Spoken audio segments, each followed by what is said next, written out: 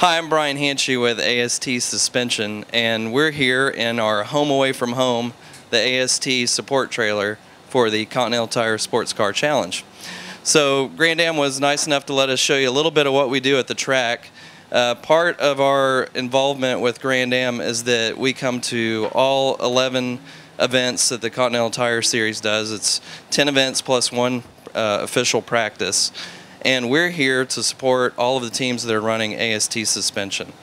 So for 2011, teams can run our AST 5200 series strut or shock package. And what our goal is, obviously, is if there's any crash damage or they want to make changes to the shock, we want to be able to support them at the track. So we have the entire trailer here outfitted with all the equipment that we would have at our normal shop back in Plano, Texas. A little bit of what we brought along were some spare shocks, and these are the AST 5200. The one in the front here is a strut configuration, and it has an inverted strut tube that you'll notice here. It's 44 millimeters in diameter.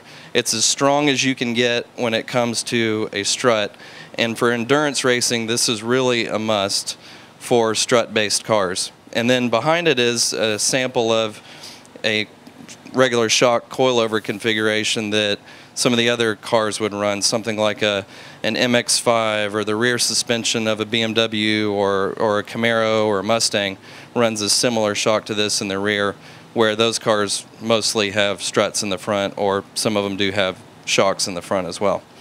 So these are dual adjust shocks. We call it a two-way shock. You can adjust the rebound and the compression. Teams use that to do setup and make changes either for track conditions or for various tracks. They'll go in and do various configurations that we've developed with pistons and different parts that they're allowed to change out within the shock, things like shims.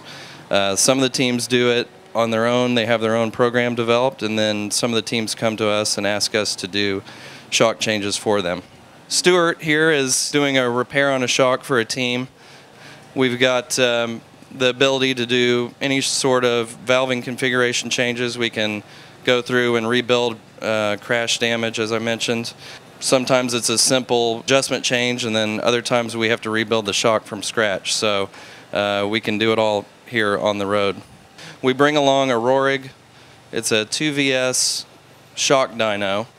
Really, the dyno's main purpose is to check the shock to make sure it's doing the curve that we want and that all the shocks are working the same. So when we go through and rebuild a shock, we'll dyno it before and after, and then we'll check every shock against that for the car to make sure that they're all working the same.